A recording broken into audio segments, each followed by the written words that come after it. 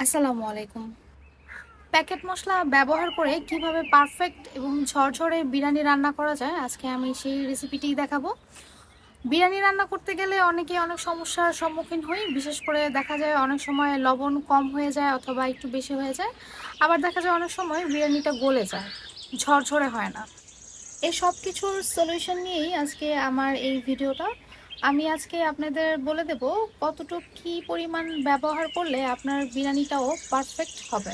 আর হ্যাঁ, আজকের এই ভিডিওটা আমি ডেডিকেট করতে চাই যারা নতুন রাঁধুনি এবং যেসব ভাইয়ারা প্রবাসে থাকে তাদেরকে। বিরিয়ানি রান্নাটা সহজ করার জন্য আমি প্রথমেই এখানে প্যাকেট মশলাটা একটু পানি দিয়ে গুলিয়ে নেব। প্যাকেট মশলা এভাবে পানিতে গুলিয়ে ব্যবহার করলে কেউ কিন্তু বুঝবে না যে এটা প্যাকেট মশলা ব্যবহার করে রান্না করা হয়েছে, অর্থাৎ টেস্টটা কিন্তু বাবুর্চিদের রান্না করা বিরিয়ানির মতোই আসবে। এখন আমি দিয়ে দেবো হাফ কাপের মতো টক দই এবং 1 টেবিল চামচ লাল মরিচ গুঁড়ো। মশলাগুলো খুব ভালো করে মিশিয়ে নেব।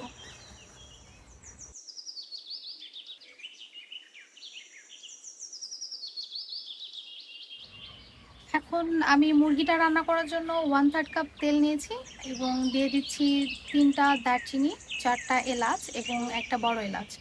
দিয়ে দেব 4টা লবঙ্গ এবং একটা তেজপাতা এভাবে ছিঁড়ে।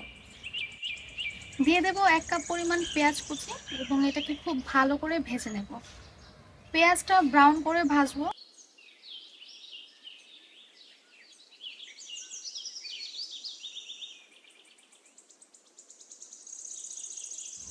পেঁয়াজ ব্রাউন হয়ে আসলে দিয়ে দেব পানি এবং দিয়ে দেব 1 টেবিল চামচ আদা রসুন বাটা।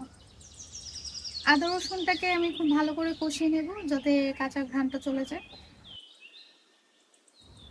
এ পর্যায়ে দিয়ে দেব 1 চা চামচ লবণ।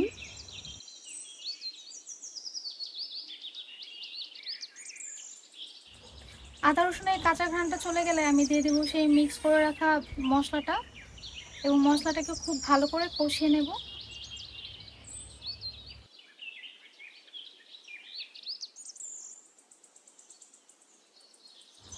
আমি এখানে একটা মুরগি নর্মাল পিস করে কেটে নিয়েছি এবং এটাকে 1/2 চা চামচ লবণ দিয়ে ম্যারিনেট করে রেখেছিলাম।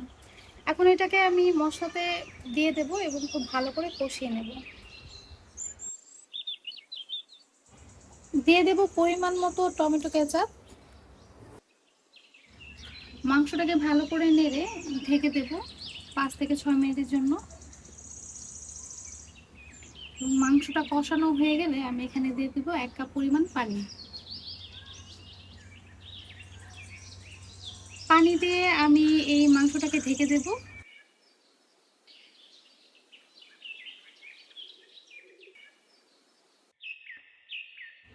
পানি শুকিয়ে আসলে আমি এখানে দিয়ে দেব 1/2 চা চামচের মতো কেওড়া জল এবং দিয়ে দেব কয়েকটা আলু বোখরা।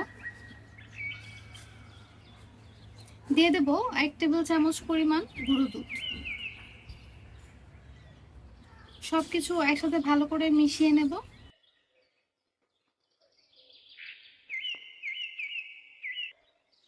বিরিয়ানির জন্য মাংসটা রান্না হয়ে গিয়েছে, এখন আমি এটাকে ঢেকে রাখবো।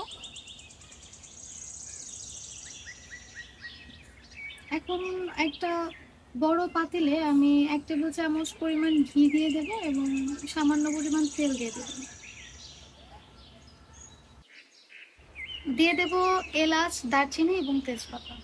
এগুলোকে একটু ভালো করে ভেজে নেব এবং তারপর আমি দিয়ে দেব পেঁয়াজ। আমি এখানে 1 টেবিল চামচের মতো পেঁয়াজ কুচি ব্যবহার করছি। পেঁয়াজটা কিছুক্ষণ ভেজে আমি দিয়ে দেব সুগন্ধি পোলাওয়ের চাল। আমি এখানে 2 কাপ পোলাওয়ের চাল ব্যবহার করেছি। আর পোলাওয়ের চালটা কিন্তু খুবই ভালো করে ধুতে হয়, আদারওয়াইজ আপনার পোলাও বা বিরিয়ানি যেটাই রান্না করেন সেটা কিন্তু গলে যাবে। পোলাওয়ের চালটা আমি এখানে 6 থেকে 7 বার ধুয়ে নিয়েছি। আপনারা এই কাজটা করবেন। এখন এটাকে খুব ভালো করে আমি তেলে ভেজে নেব।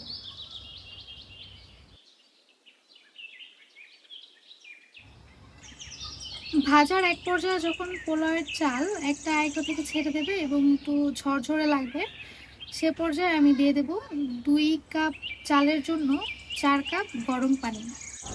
এই পর্যায়ে চুলার জলটা আমি হাই হিটে রাখবো এবং পাতিলটা একটু ঢেকে দেব। পানিটা শুকিয়ে আসলে আমি এখানে 2 চা চামচ লবণ দিয়ে দেব। অর্থাৎ 2 কাপ চালের জন্য 2 চা চামচ লবণ পারফেক্ট। তবে অবশ্যই হ্যাঁ, লবণটা কিন্তু উঁচু করে দেওয়া যাবে না, নিচু করে 2 চা চামচ লবণ 2 কাপ চালের জন্য। এই পর্যায়ে যখন দেখব চালটা চারপাশে হয়ে এসেছে কিন্তু ভেতরে একটু কাঁচা কাঁচা রয়েছে, ঠিক সে পর্যায়ে আমি দিয়ে দেবো মাংসগুলো। আর এই পর্যায়ে কিন্তু চাল একদমই লাড়া যাবে না, আমি এখানে মাংসগুলো দিয়ে ঢেকে দেবো। এবং চুলার আঁচটাও দেখিয়ে দিলাম কতটুকু পরিমাণে আমি রেখেছি, আপনারা ঠিক এটাই রাখবেন।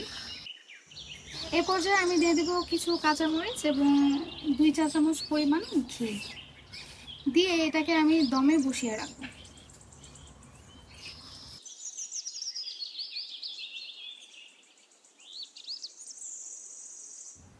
পানিটা যখন শুকিয়ে আসবে তখন আমি এটাকে মিশিয়ে নেব, চাল আর মাংস একসাথে মিশিয়ে নেব। তবে খুবই সাবধানে, খুব বেশি লাগা যাবে না, হালকা হাতে এটা মিশাতে হবে। চাল আর মাংস একসাথে মেশানো হয়ে গেলে আমি এটাকে রেখে দেবো আধা ঘন্টার জন্য এভাবেই।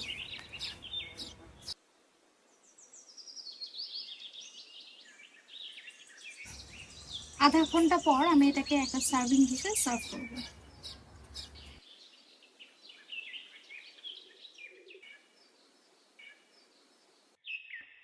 বিরিয়ানি রান্না করার পর সাথে সাথে এটাকে কখনোই সার্ভ করবেন না।